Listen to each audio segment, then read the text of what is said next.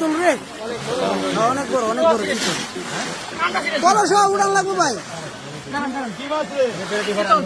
কলস উড়ান লাগবো ভাই, নাইলে পারতেন না। এটা ভিতর দিয়ে আনাতে সম্ভব না। ধরেন ও রে চিতল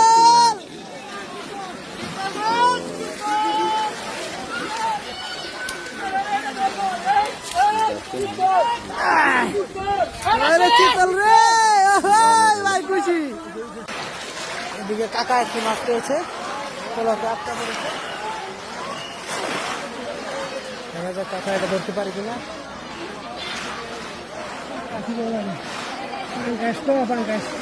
ধরতে একটু দেরি লাগে। ও আচ্ছা আচ্ছা,